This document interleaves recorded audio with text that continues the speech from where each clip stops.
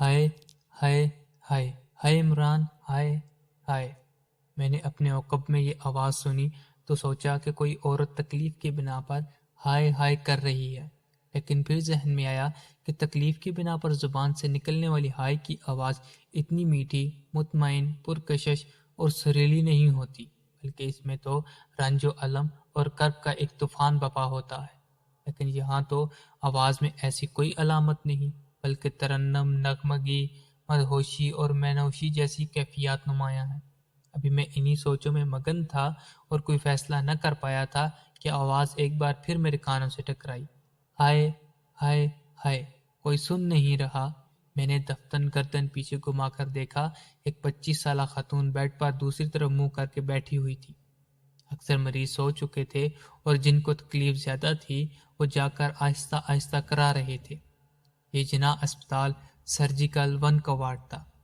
میں نے جلدی سے اس خاتون کی طرف بڑھا کہ اس کی کچھ مدد جو ممکن ہو کر سکوں۔ میں نے اس کے عقب میں پہنچ کر کہا، محترمہ، آپ کافی دیر سے کرا رہی ہیں اور ہائے ہائے کر رہی ہیں، بتائیں آپ کو کیا تکلیف و پریشانی ہے؟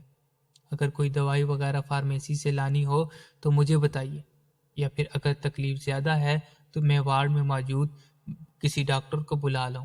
میری بات سن کر وہ عورت بڑی تیزی سے میری طرف مڑی اور اس کا روئے سخن میری طرف تھا۔ میں اس کے سراپے پر نظر پڑتے ہی حیران اور ششدر رہ گیا۔ اس کے کانوں میں 2 ننھے منھے ہیڈ فون کے اسپیکر پھنسے ہوئے تھے، جن کا کنیکشن جیب میں چھپائے گئے موبائل کے ساتھ جڑا ہوا تھا۔ وہ مجھے دیکھتے ہی خود کلامی کے انداز میں بڑبڑائی، آپ ہولڈ کیجئے، میں ابھی بات کرتی ہوں۔ پھر مجھے مخاطب کرتے ہوئے نہایت درست لہجے میں بولی، ہاں بے مولوی، بول کیا بات ہے؟ تکلیف تجھے ہوگی، مجھے کیوں؟ کیا بات ہے؟ تم مولوی لوگ بہانے بہانے سے لڑکیوں کے پاس آتے ہو اور ہمدردی جتا کر ان پر ڈورے ڈالنے لگتے ہو۔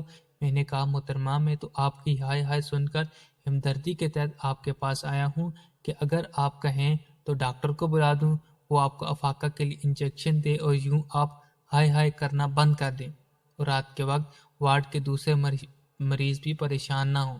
مجھے کیا علم تھا کہ آپ اپنے خفیہ فون پر کسی سے محو گفتگو ہیں اور اسی صاحب کو مخاطب کرتے ہوئے انگریزی کا ہائے ہائے کر رہی ہیں۔ وہ نہایت بدتمیزی سے بولی، چلو مولوی، چلتے بنو، زیادہ ہوشیار نہ بنو اور ہمارے رنگ میں بھنگ نہ ڈالو۔ میں خوب جانتی ہوں تم جیسے نیک دل اور ہمدردوں کو۔ میں سمجھ گیا یہ کوئی بدکارہ عورت ہے جو ہیڈ فون کے یعنی ہینڈ فری کے ذریعے کسی غیر محرم فرینڈ سے کانوں اور زبان کے زنا میں مصروف ہے اور اس سے منہ لگایا یا سمجھانے کی کوئی بات کی اپنی بےعزتی کروانے کے مترادف ہے۔ لہٰذا میں اسے اس کے حال پر چھوڑ کر اپنے مریض کے پاس آ گیا اور وہ اپنی پہلی کارروائی میں مصروف ہو گئی۔ اس کی آواز رات کے سناٹے میں اب بھی کانوں میں صاف آ رہی تھی۔ وہ اپنے مخاطب سے کہہ رہی تھی، ہیلو سویٹ عمران۔ ہاں، وہ ایک مولوی صاحب آ گئے تھے اور مجھے کہہ رہے تھے، تم ہائے ہائے کیوں کر رہے ہو؟ سوئے ہوئے مریض ڈسٹرب ہو رہے ہیں، اگر آپ کو کوئی تکلیف ہے تو ڈاکٹر کو بلا لو۔ میں نے اس کی خوب خبر لی، اچھی طرح ٹھکائی کی، اب وہ دوبارہ کبھی ایسا نہ کرے گا۔ اچھا چھوڑو، لعنت بھیجو اس پر، ہم اپنی بات کرتے ہیں۔ تو ہاں، میں بتا رہی تھی کہ ڈاکٹر نے بتایا ہے کہ میرے گلے کے ٹانسز بڑھ گئے ہیں، ان کا آپریشن ہوگا۔ انہوں نے مجھے داخل کر لیا ہے، مجھے بیڈ بھی مل گیا ہے، 1 ہفتہ بعد میرا آپریشن ہونا ہے، میں ویٹنگ میں ہوں۔ آپریشن کی ڈیٹ، دن اور وقت طے ہو چکا ہے۔ بھابھی روزانہ صبح ناشتہ لے کر آتی ہے اور شام کو بھائی کھانا دے کر چلا جاتا ہے۔ میں یہاں اکیلی ہوں، بہت بور ہو رہی ہوں اور تمہیں بہت مس کر رہی ہوں۔ آ جاؤ، موج میلہ کرتے ہیں، ہلا گلا کر کے انجوائے کرتے ہیں، کسی قریبی پارک میں چلے گئے۔ اچھا ٹھیک ہے، جہاں تم کہو گے وہیں چلیں گے۔ ہوٹل میں چلیں گے، کھانا کھائیں گے، سیر کریں گے۔ ہاں لیکن بابا، شام تک بھائی کے آنے سے پہلے اسپتال میں پہنچنا ضروری ہوگا، ورنہ میری غیر موجودگی ان کو شک میں مبتلا کر دے گی جو ہم دونوں کے ہمیشہ کے لیے ملنے ملانے کے راستے بند کر سکتی ہے۔ کب آ رہے ہو؟ آدھے گھنٹے بعد۔ اچھا میں تیار ہو جاتی ہوں بابا، بہت کم وقت دیا ہے۔ اچھا ڈارلنگ، گڈ بائے، اپنا خیال رکھنا، بائے۔ ہائے سے شروع ہونے والی پاپ کہانی بائے پر ختم ہو چکی تھی۔ اگرچہ یہ لڑکی اپنی دانست میں آہستگی سے سرگوشیوں میں گفتگو کر رہی تھی، لیکن رات کے سناٹے میں اس کی آواز وارڈ کے کمرے میں گونج رہی تھی اور صاف سنائی اور سجائی دے رہی تھی۔ یہ آواز سن کر بہت رنجیدہ خاطر ہوا، پریشان اور مضطرب ہو گیا کہ یہ کیا جانے جا رہا ہے۔ اعتماد کے کوہ گراں پر بیٹھا ماں جایا بائی بے خبر تھا کہ اس کی بہن اس کے اعتماد کے پہاڑ کو بارود لگا کر ریزہ ریزہ کر رہی ہے۔ وہ بھروسے کے پل کے پر خچے اڑانے پر کمر بستہ ہے۔ اب وہ تیار ہو رہی تھی، اپنے اصلی چہرے پر ایک نقلی چہرہ سجا رہی تھی اور ایک نئی صورت بنا رہی تھی۔ پھر کیا ہوا اللہ جانے، مجھے اس سے کوئی غرض نہ تھی۔ میں اپنے مریض کو الوداع کہہ کر واپس اپنے گھر آ گیا۔ دوسرے دن جب میں اسپتال میں پہنچا تو دیکھا کہ نماز عصر کے بعد تقریباً 5 بجے وہ وارڈ کی کھڑکی کھولے آہستہ آہستہ کسی سرگوشیوں میں مگن ہے۔ میری نماز لیٹ ہو گئی تھی۔ میں ایک طرف جائے نماز بچھا کر پڑھنے لگا۔ نماز سے فارغ ہو کر دیکھا تو وہ ابھی بھی مصروف گفتگو تھی۔ آخر اللہ اللہ کر کے اس کی گفتگو ختم ہوئی تو اس نے ادھر ادھر چور آنکھوں سے دیکھا۔ مجھ پر نظر پڑتے ہی خلاف توقع میرے پاس چلی آئی اور بولی، سنا ہے آپ کتابیں بھی لکھتے ہیں؟ میں نے کہا، بہن دیکھ، جو اللہ نے آپ کو جوانی دی ہے اس کا کل تم سے اللہ کے حضور سوال ہونا ہے، یعنی اس کے پل پل کا جواب دینا پڑے گا کہ کن کاموں میں مصروف رہ کر گزاری ہے۔ اللہ نے یہ جو آپ کو زبان دی ہے یہ اس کے حکم سے حرکت کر رہی ہے، اس کے بارے میں بھی سوال ہونا ہے، اس کا استعمال غلط تو نہیں کیا۔ اللہ چاہے تو موقع پر اپنے بندے کی زبان کو حکم دے کہ خاموش ہو جا، تو پھر کبھی بندہ چاہے اور کوشش کرنے کے باوجود کسی سے بات نہ کر سکے، لیکن اس نے ہمیں آزاد چھوڑ رکھا ہے تاکہ ہمیں آزما سکے کہ ہم اس کا حکم مانتے ہیں یا بغاوت کر کے شیطان لعین کی پیروی اختیار کر کے شہوتوں کے پیچھے بھاگتے ہیں۔ اس طرح وہ کان کو سماعت سے محروم بھی کر سکتا ہے لیکن نہیں کرتا، لیکن بندہ ہے کہ سرکشیوں میں بڑھتا ہی چلا جاتا ہے، اپنے کانوں، اپنے ہاتھوں اور زبان کے زنا سے باز نہیں آتا۔ ابھی وقت ہے، ڈر جائیں، اس کے عذاب کا کوڑا کسی وقت بھی برس سکتا ہے۔ غیر محرم سے لوجدار انداز میں بے مقصد بات بھی زنا کے زمرے میں آتی ہے۔ کیا کوئی بھائی، باپ، بہن یا ماں یہ چاہتی ہے کہ اس کی بیٹی سرعام زنا کرے اور رسوائی کی خاک سر بازار سر پر ڈالتی پھرے؟ دنیا میں بدنامی کا عذاب اور مرنے کے بعد آگ کا عذاب سہے؟ ہرگز نہیں، ہرگز نہیں۔ بس کرو مولوی، ہو گئی شروع۔ تمہاری ان خشک زائدانہ باتوں نے لوگوں کو خوشیوں سے دور کر کے رکھ دیا ہے۔ تم کسی کو ہنستا کھیلتا اور لائف انجوائے کرتا نہیں دیکھ سکتے۔ ہاتھ نہ پہنچے تھو کوڑی، تمہارے بس نہیں چلتا۔ اگر تمہیں بھی کوئی موقع ملے تو سب حدیں کراس کر جاؤ۔ ہمیں گھٹ گھٹ کے مرنے پر مجبور نہ کرو، ہمیں اپنے سٹائل سے جینے دو، آزاد فضاؤں میں سانس لینے دو۔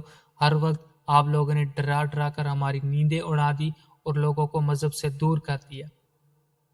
نماز روزہ بندے کا پرائیویٹ پرابلم ہے۔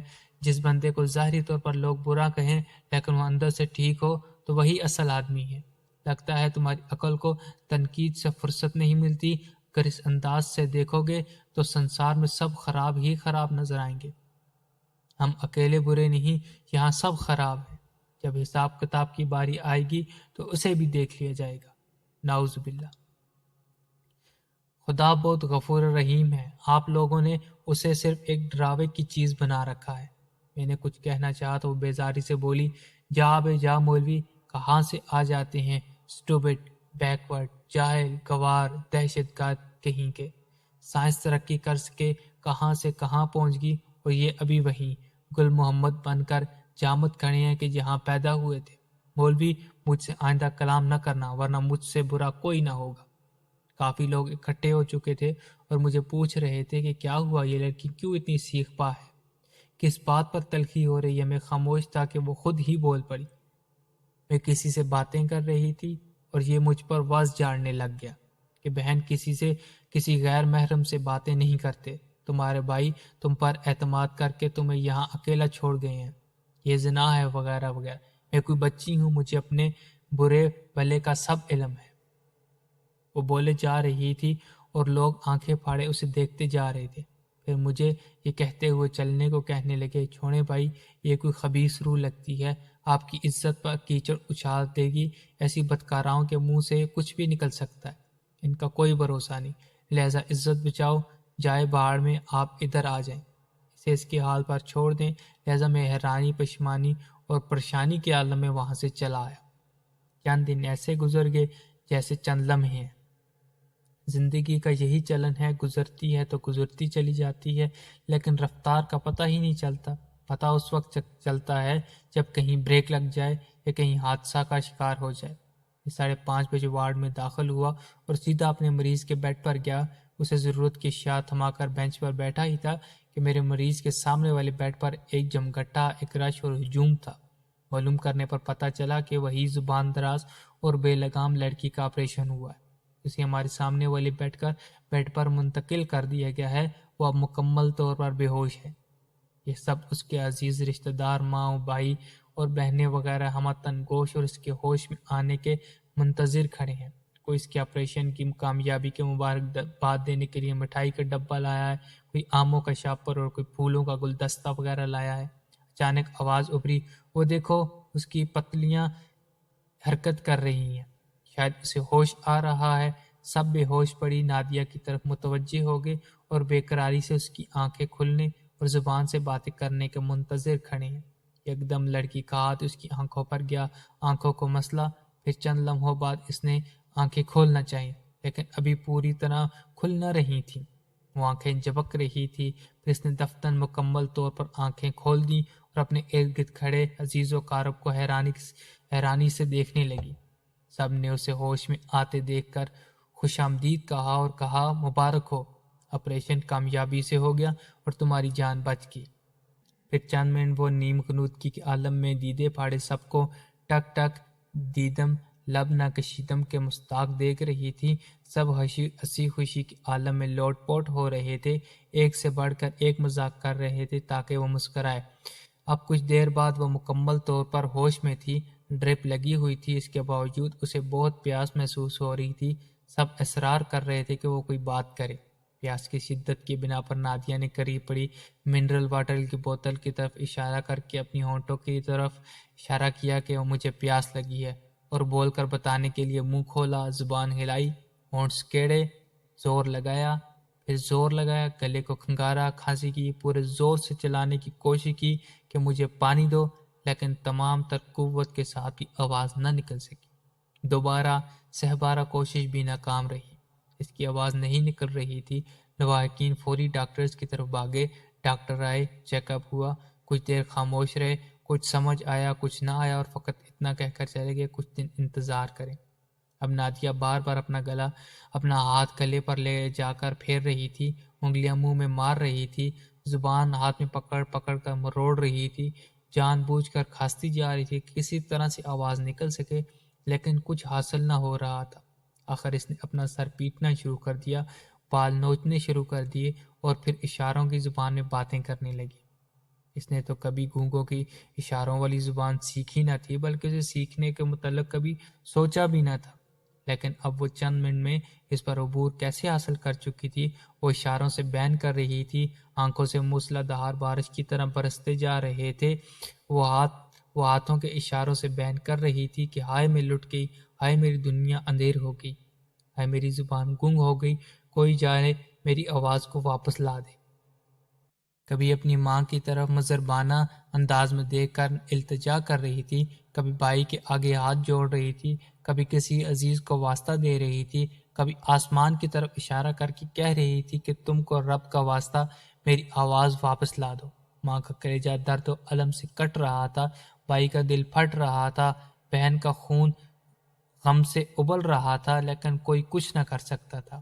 سب مجبور، بے بس، بے کس، لاچار، بے اختیار کھڑے آنکھوں سے تماشا دیکھ رہے تھے۔ زبانیں خاموش تھیں مگر آنکھیں مصروف تھیں، آنسو بہان میں مصروف، جبکہ نادیہ مرغ بسمل کی طرح تڑپ رہی تھی، سسک رہی تھی، بلک رہی تھی، بے یقینی کے عالم میں اپنے آپریشن شدہ گلے کو دبا رہی تھی کہ شاید یوں ہی پھنسی ہوئی آواز نکل آئے۔ ماں اس کے ہاتھوں کو پکڑ رہی تھی اور کہہ رہی تھی بیٹا ابھی تازہ تازہ آپریشن ہوا ہے، ٹانکے لگے ہوئے ہیں، مت کرو ایسا، زخم ادھڑ جائیں گے، خون جاری ہو جائے گا، جان چلی جائے گی۔ لیکن نادیہ پر تو دیوانگی کا دورہ پڑ چکا تھا، وہ اشاروں کی زبان میں بس یہی کہے جا رہی تھی، ہائے میری آواز، ہائے میری آواز کو کون لے گیا، ہائے میری آواز واپس لاؤ۔ خاموشی کے اس عالم میں ایک باریک سی آواز ابھرتی ہے، پانی، پانی، امی جان پانی، ہائے امی جان میرا گلا خشک ہے، پیاس لگی ہے، مجھے پانی پلاؤ۔ یکدم سب کے سب حیرانی کے عالم میں ڈوب گئے کہ نادیہ کی آواز کو کیا ہوا، یہ تو یکسر بدل گئی ہے، ایک بچی کی آواز بن کر نکل رہی ہے۔ ایک آواز آئی، جیسے بھی ہے آواز تو نکلی، صحیح اور موٹی بھی ہو جائے گی۔ اس کے ساتھ ہی ایک اور آواز گونجی، شکر الحمدللہ میری بچی کو آپریشن کے بعد ہوش آ گیا، جاؤ بیٹا مسجد میں یہ رقم دے کر آؤ، میں نے منت مانی تھی کہ جب میری بیٹی ہوش میں آئے گی میں اللہ کے گھر کی آبادی کے لیے یہ رقم مسجد میں دوں گی۔ امی جان پانی، پانی نہیں بیٹا، ابھی 24 گھنٹے تک ڈاکٹر نے تجھے پانی پلانے سے منع کیا ہے، صبر کرو اور اللہ کا شکر ادا کرو کہ جس نے تجھے دوبارہ آواز کی نعمت سے نوازا۔ نادیہ کے بیڈ کے گرد کھڑے سب لوگوں گردنیں بے اختیار ساتھ والے بیڈ کی طرف مڑ گئیں کہ جہاں سے یہ آوازیں آ رہی تھیں۔ سب عجب نظارہ دیکھ رہے تھے، وہی شمشاد جڑوں والا فیصل آباد کی رہنے والی ایک بھٹے کی مزدور، مفلس و کلاش باپ کی کمزور 12 سالہ بیٹی کہ جسے ماڈرن نادیہ جاہل، ان پڑھ، گوار، بدو، بد تہذیب، جنگلی اور اللہ جانے کیا کیا القابات سے نوازتی رہتی تھی۔ اس شمشاد کے گلے کا آپریشن بھی نادیہ کے ساتھ آج ہی ہوا تھا۔ یہ آواز اسی کی تھی، وہ بھی ہوش میں آ چکی تھی اور اب اپنی ماں سے پانی مانگ رہی تھی۔ سب وارڈ والے اس کی آواز سن رہے تھے، اس کی آواز میں ذرا برابر کمی یا فرق نہ آیا تھا۔ اس کا زمینی آپریشن کامیاب ہو چکا تھا۔ وہ ساتھ والے بیڈ پر لیٹی بو رہی تھی، چہک رہی تھی، ہنس رہی تھی، کھانے پینے کی فرمائشیں کر رہی تھی، لیکن نادیہ بالکل خاموش، ہواؤں میں ہاتھ پاؤں مار رہی تھی۔ دیکھنے والے سمجھ رہے تھے شاید اس کا دماغی توازن خراب ہو گیا ہے۔ اچانک نادیہ کی نظر مجھ پر پڑ گئی، اس نے سب سے ہاتھوں کے اشارے سے کہا، سب ایک طرف ہو جائیں اور اس بھائی کو آگے لائیں۔ ایسا مجھے راستہ دیا گیا، میں آگے بڑھا، اس کے سامنے جا کر کھڑا ہو گیا اور دریافت کرنے لگا، بہن کیا بات ہے؟ یہ سنتے ہی اس کی آنکھوں سے آنسوؤں کی رم جم بارش برسنے لگی، ہاتھ کپ کپانے لگے، ہونٹ پھڑپھڑانے لگے، جسم پر جیسے ریشہ طاری ہو گیا ہے۔ اس نے میرے سامنے دونوں ہاتھ باندھ دیے اور معافی مانگنے لگی، پھر کوشش کرنے لگی کہ اٹھ کر پاؤں پکڑ لوں اور اپنی زیادتی کی معافی مانگوں۔ سب حیرانی سے یہ منظر دیکھ رہے تھے اور اسے روک رہے تھے کہ زیادہ حرکت نہ کرے۔ میں نے اشارے میں صرف اسے اتنا جواب دیا کہ ہم کچھ نہیں کر سکتے، اب فیصلے آسمانوں پر ہو چکے ہیں، اگر تبدیلی آ سکتی ہے تو وہ بھی آسمانوں سے ہی، کہ جب آسمانوں کا مالک زبان کو حکم دے گا تو وہ پھر سے بولنے لگے گی، لہذا اسی کے آگے اپنا دامن پھیلاؤ، گڑ گڑاؤ اور اسے ہی مناؤ۔